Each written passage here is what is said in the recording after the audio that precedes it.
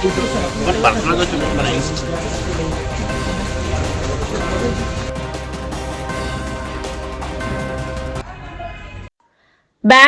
Software ఉద్యోగిని తమిళనాడుకు చెందిన కాళిదాస్ తో కలిసి గంజాయి తరలిస్తుండగా ఉమ్మడి విశాఖ జిల్లాలో మరో 6గురితో కలిసి పోలీసులకు పట్టుబడ్డారు.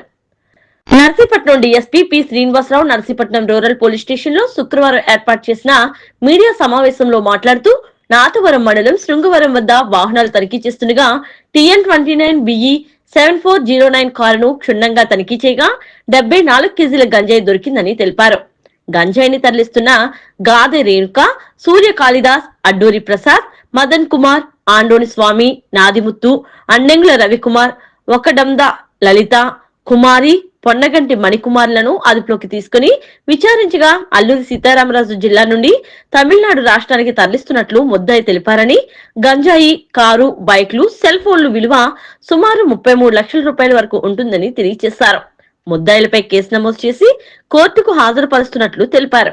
కాగా పట్టుబడ్డ వారిలో 3 మహిళలు ఉండడం గమనార్హం. ఈ రోజున మన నర్సీపట్నం రూరల్ సర్కిల్ పరిధిలోని నాతవరం పోలీస్ స్టేషన్ లిమిట్స్లో ఒక గంజాయి కేసు ఒకటి పట్టుకోవడం జరిగింది. దానికి సంబంధించి ఈరోజు ప్రెస్ మీట్ ఇక్కడ నిర్వహించడం జరుగుతుంది. మన అనకాపల్లి జిల్లా ఎస్పీ గారు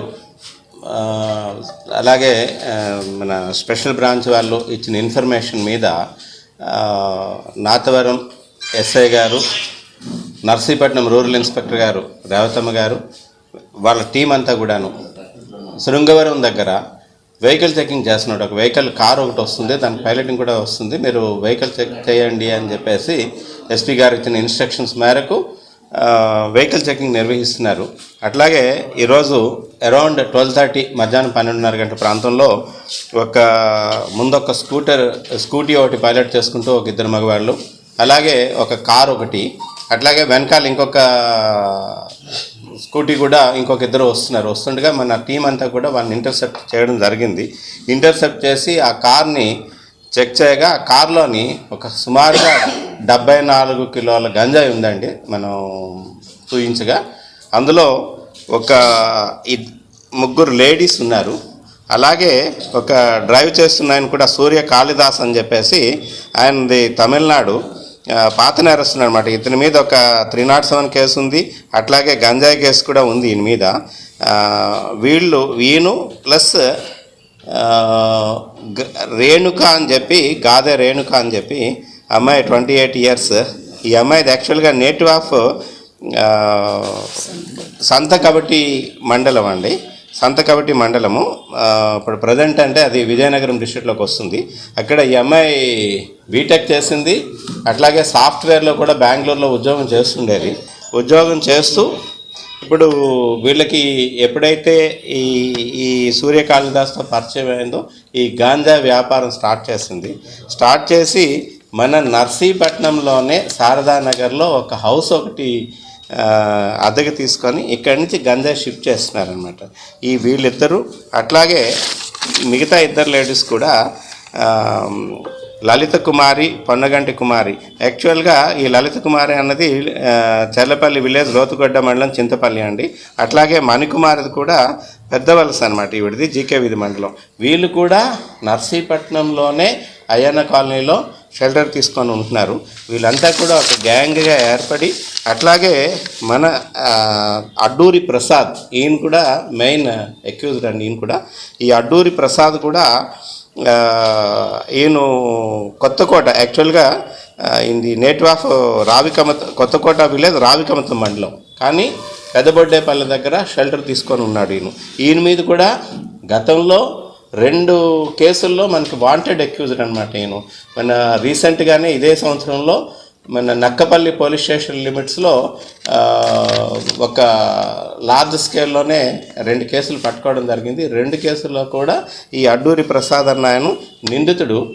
ఆయన్ని కోసం కూడా ఎంక్వైరీస్ నడుస్తుండగా ఈ రోజున మనకి ఈ పైలటింగ్ చేస్తూ ఒక స్కూటీని పైలట్ చేస్తూ ఈయన ప్లస్